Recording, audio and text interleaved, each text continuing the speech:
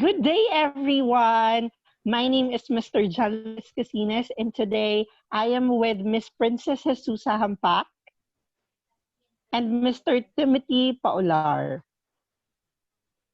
Okay, today we're going to discuss 21st century literature, specifically the meaning of literature and its characteristics. So let's begin. So what is literature? Yay. Okay, Hmm? literature is an enduring expression of significant human experiences written in words well chosen and arranged. Okay, we will discuss the meaning of literature or the words from the meaning of the literature one by one as we discuss the characteristics of it. Okay, thank you. Let's move. So here are the Okay, characteristics of literature. Okay, number one is universality. When we say universality, it appeals to everyone. So, what does it mean? Meaning to say, literature is for everyone, right? Um, it is something that we can relate to. Say, for example, when you read a certain literary piece, whether it could be a poem or a short story or a drama, or by watching a movie or a teleserye, we can relate to the feeling or experiences of the characters. So that is the universality, or what we call the universal feel, or yes, universality or universal Appeal, feel. the universal appeal. So may I just add that when we say universality, meaning whoever you are, wherever you are, whatever kind of person you are, you can relate to for example, the theme of a story or a poem because it happens with all the people, like love. Okay? If the story or the poem is all about love, then we can all relate to it. Although it's a different love, like familial love, significant other love, or any other kinds of love. Exactly. Okay, next characteristic of literature is artistry. So it is a work of art or aesthetic. So meaning to say literature is beautiful, right? Meaning to say it has beauty and it is an art. I'm writing poetry, writing short stories or drama is a form of art because that's it's a way that a writer expresses his emotions, his feelings, like through writing poems and short stories. And Yes, Mr. because it T. is an art, we can see that there is a style that writer has adapted to himself. So may kanya-kanya silang mga style and they have way of expressing themselves. So sometimes you appreciate it, sometimes you don't appreciate it because it is your style matches the author's style. Kaya may tawag dito, may time na minsan gusto nyo, minsan naman hindi nyo type. So yun, part din siya ng artistry. Yes, correct. Just like any other art, like sculpture, Painting. paintings, so it's still considered an art. Let's move. Okay. Next characteristic is emotional appeal. So it conveys a feeling, meaning to say literature triggers your emotion. When you are reading a certain literary piece, say for example, if you haven't experienced to be heartbroken yet, but you're masaya ka naman, right? But then you read uh, a poem na medyo painful yung tone or mood, yung atmosphere ng poem, masasaktan ka. Mararamdaman mo kung ano yung nararamdaman ng speaker ng poem. Right? Same thing with short stories. Kung ang story ay nakaranas ng masakit na karanasan, so yun din mararamdaman mo as a reader. So it triggers your emotion.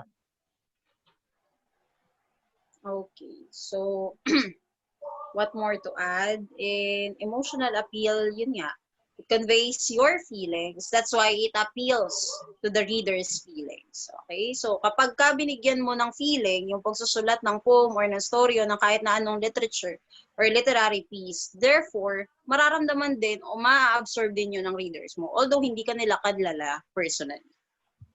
Exactly. Yes, Mr. Tim. We can also see that it is highly connected to universality. So, dahil nga tao ka, lahat ng tao ay nakaka-experience ng emotions. So, we don't invalidate any emotions in literature. Instead of invalidating it, we validate and appreciate it here in literature. Kasi nagiging way ito ng labasan ng emosyon.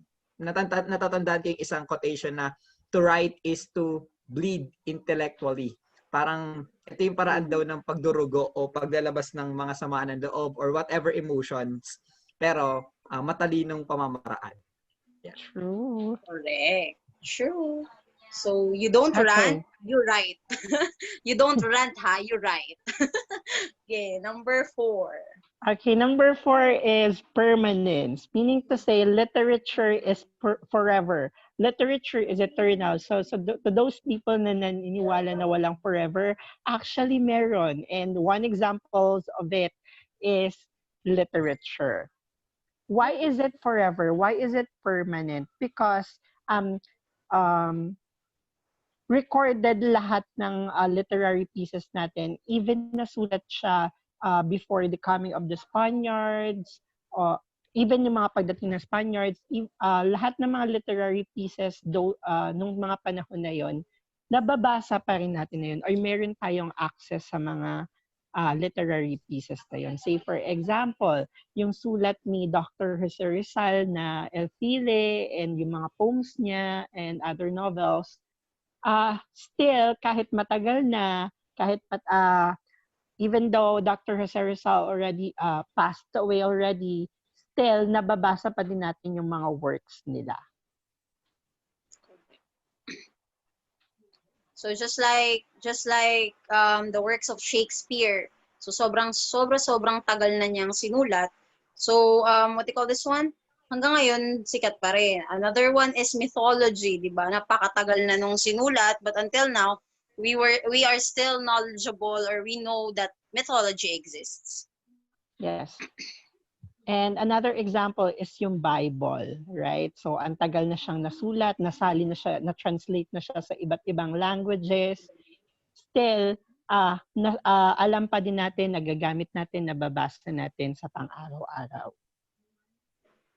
Pwede rin natin siyang i-connect back in the meaning ng literature na it reflects life. Some argue na it reflects life lang, but other people naman argue that it is life itself, yung literature. Kaya kahit sino ay talaga makaka-relate, kahit na napakatagal na, parang may nilalabas siya na may kino-convey na truth in every generation, and may natututunan tayo from previous generation, ay napapasa siya from time to time. Yeah. Exactly. Okay. Correct. Next is spiritual value. So meaning it teaches life lessons. It says that literature is a mirror of life, and spiritual value because literature teaches us to be a good person sometimes, right? Like say for example, yung mga fables natin, akala nang natin sinulat lang siya para magkwento. But the main reason or purpose of it is to instill some morals or lessons to the people. Like say for example nga yung yung kay Pagong and Matching, right? Binibigyan tayo ng mga lessons na okay, wag kang maging too confident kasi minsan it will be the cause of your distraction, something like that. So, in spiritual value, may I just add na yun nga, sabi nga, most of the time, hindi naman nagtuturo ang literature ng masama. Okay? And mas maraming times na nagtuturo siya ng magagandang asal. Okay? So, kapag nakakabasa tayo ng mga hindi magandang part or mga pangit na asal na mga character sa isang storya, for example, is nababali naman yon up until dun sa dulo. Sir Team? So we can really see also that hindi lang to basta pag spiritual kasi makikita natin na relate agad natin sa religion, but it doesn't have to. It instills what do you call that? Human intrinsic value to something that they cannot understand.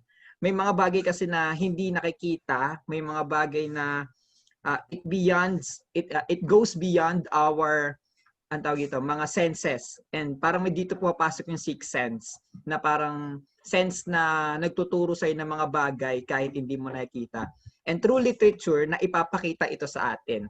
So may mga bagay na alam nating tama, alam nating mali, pero di natin nakikita nga ng direktahan. And by the use of literature, yun, it gives us a glimpse of what is truth.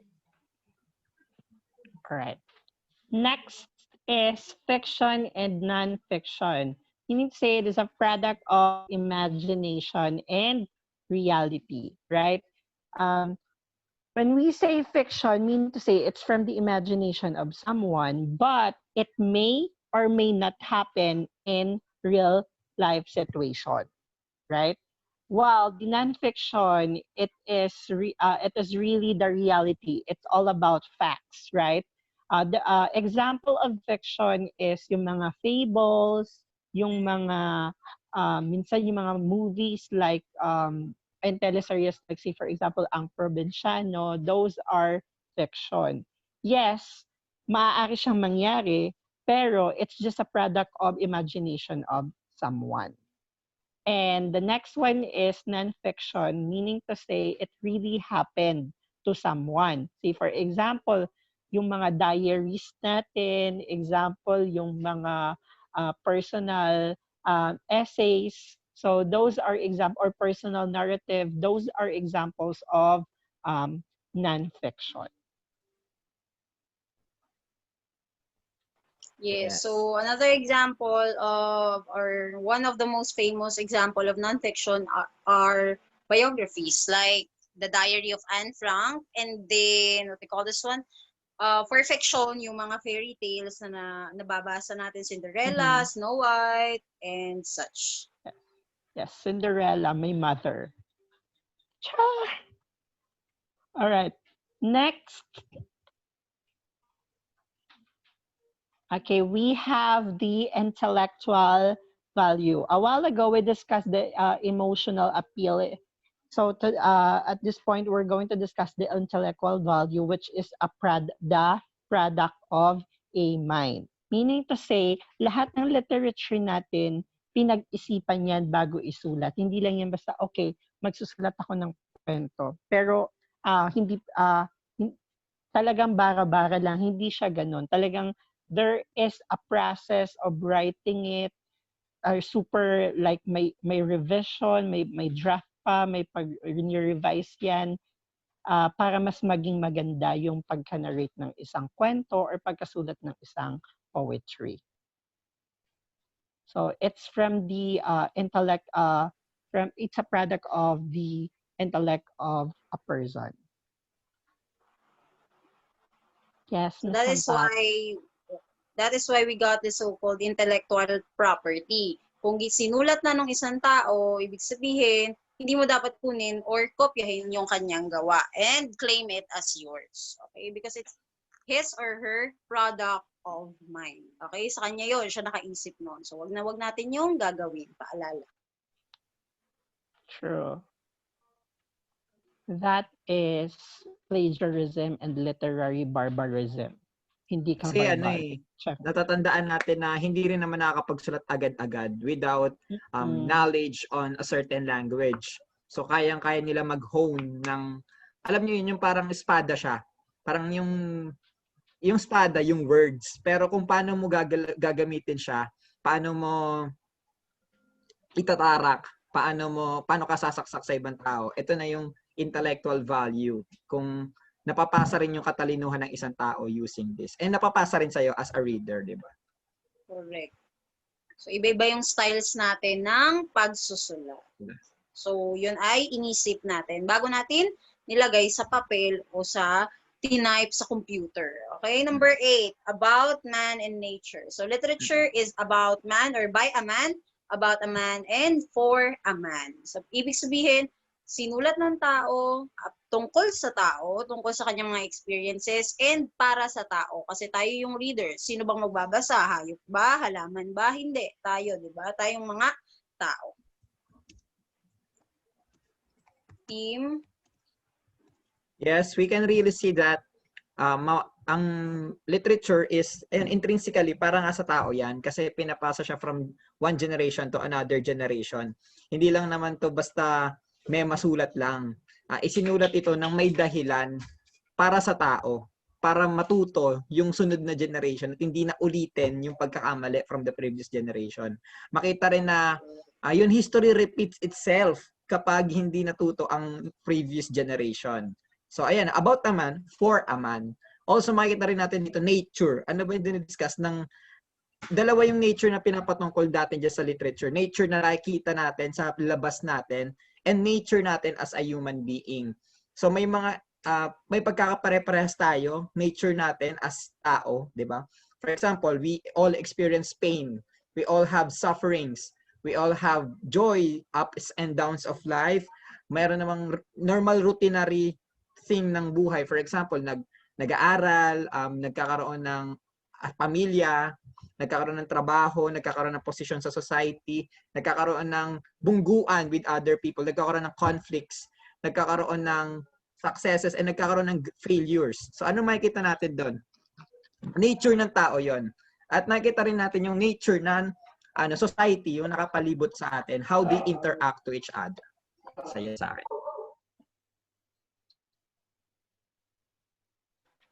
Moving, we got number 9, oral and written. So, literature is passed on or what they call this one is being orally delivered to people or written. So, ibig sabihin, can be spoken, can be written, pwedeng sinulat or sinabi. But ngayon, sa panahon ngayon, since we are already in the 21st century, diba? Hindi na lang basta sinulat o sinabi ang literature. Ngayon, pinapalabas na siya, pinapanood, pinapakita through pictures. Meron na kasi ngayon, di ba, spoken and written, pero may another form which is digital, di ba? Digitally na yung spoken written. Ibig sabihin ng digital, may mass media na nakakaabot na kahit sa ang sulok ng mundo. Unlike in the previous history or the previous parts ng mga tao na gumagawa ng mga literature, ay nakafocus lang sa bansa nila. Hindi na nakakatawid, hindi na nagkakaroon ng overseas. Pero because of digitally, nagkaroon ng worldwide interconnectedness. Na kahit anong literature pa yun, ay pwede na mabasa ng iba't ibang bansa. Yan. Good thing about digital. So, John Lack.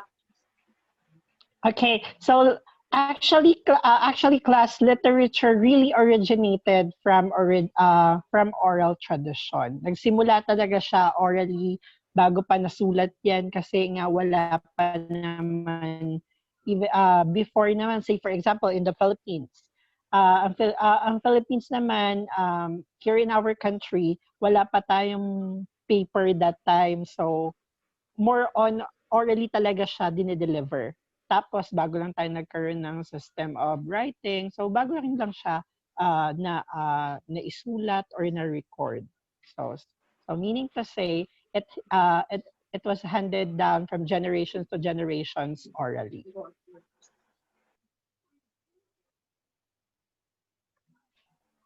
Okay, so moving, number 10, we got prose and poetry. Sir John Lack.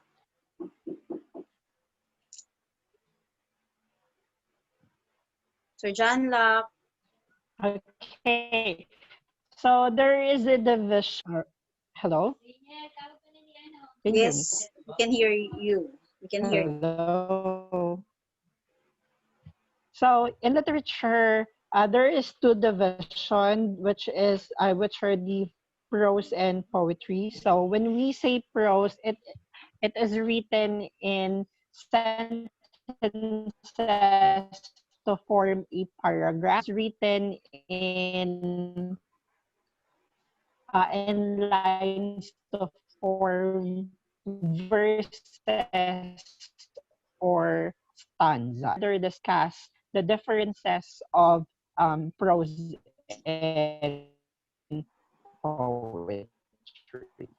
Okay, so let's discuss the differences between prose and poetry. Let's move. Okay.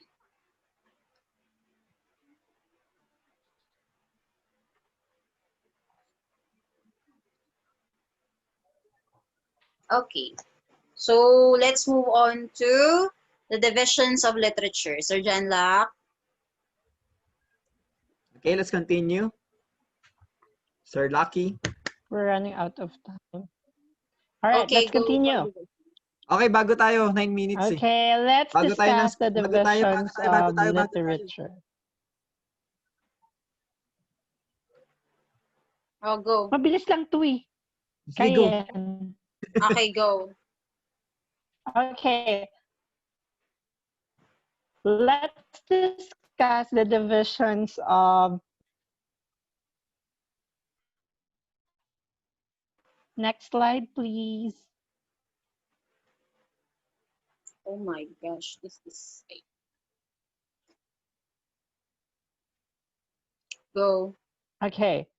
Let's differentiate prose from poetry.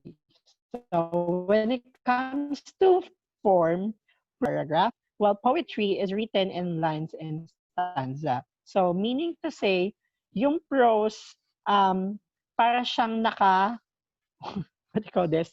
Naka-paragraph siya kapag sinusulat. So yun yung pinaka-main na ma-distinguish nyo sa prose and poetry. So while yung poetry naman, naka-line siya and stanza. So medyo mas maikli siya compared to prose. Next,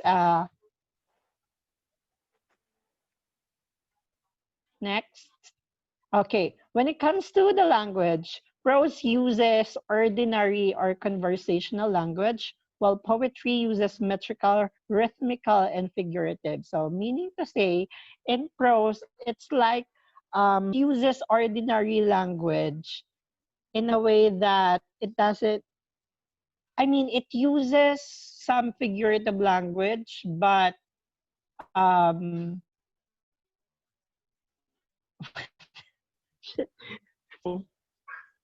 So it uses in prose, it uses figurative sometimes, okay, but it's more on, or it's more focused on using the conversational or ordinary language, because it is narrative, sometimes it is explanatory, so they should use the ordinary type of language.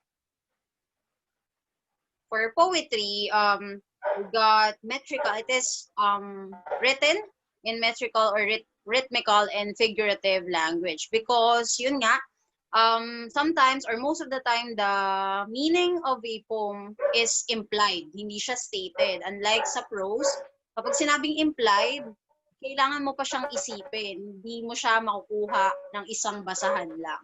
Okay? So in poem, that is one of the characteristics of a poem or poetry. So kaya nagkaganon kasi nga yung language na yung ginamit is metrical, rhythmical, and figurative.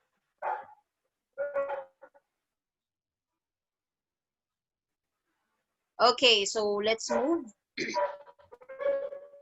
For appeal, okay?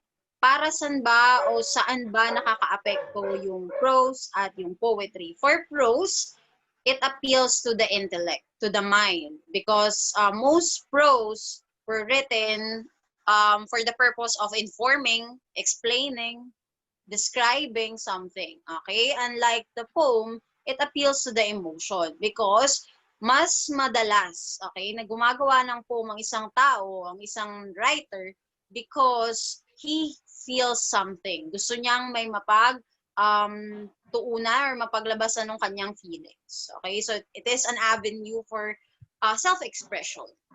Yes. Unlike the prose, there is the author has a goal in mind na magbibigay siya ng moral at the end. So iniisip niya na 'yon bago pa siya magsulat. So from the moral, doon siya gagawa ng kwento.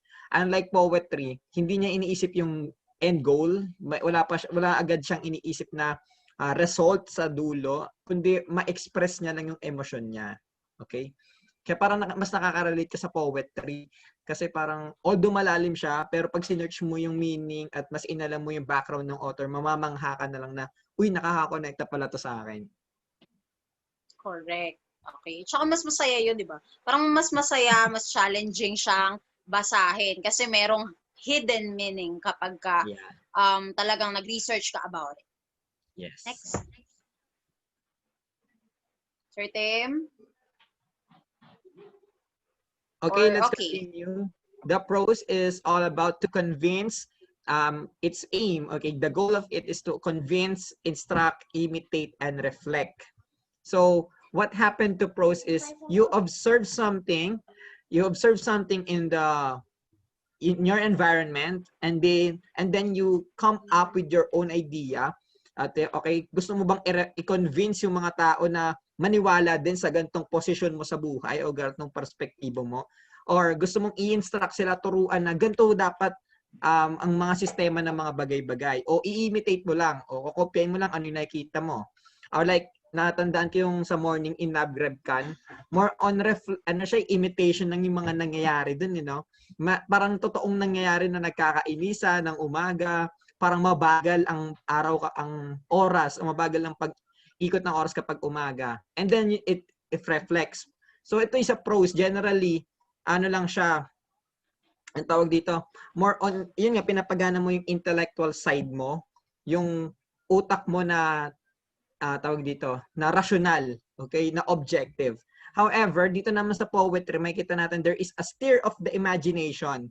So, dinadala ka niya sa ibang level ng buhay, sa ibang mundo, parang sa ibang mundo na parang i-romanticize yung mga bagay-bagay. For example, pain, yung nararamdaman ni author, pero lalagay niya sa magagandang metapora, gagawa siya ng mga alliteration, gagawa siya ng iba't ibang, papasukan niya ng pang figures of speech na parang pag binabasa mo, sarap sa tenga pag malakas yung pagkakabasa mo, or parang ang ganda-ganda, but deep inside there's sorrow, there's pain, and there's suffering. Samantalang itong prose, parang sinasampal ka ng katotohanan sa buhay. Okay? You want to add up, Ma'am Hampak? So, just like what we've said a while ago in poetry, yun nga, in one reading, hindi mo agad makukuha yung meaning. Kailangan mag-imagine ka, kailangan, ano bang gusto mong ipahiwatig ni author? Ano ba talaga yung nafe-feel niya? I need to feel that kind of emotion too, so that I will be able to get the meaning out of it. Sir John Lack, will you add something? Exactly. So, kasi kaya mas kailangan natin ng matalas na pag-iisip when we are reading poetry kasi there is always a hidden meaning. There are a lot of symbol poetry. See, for example, by just telling a color, pero iba na pala yun. Yun na pala yung mismong talagang nararamdaman ng tao by just the color itself, or yung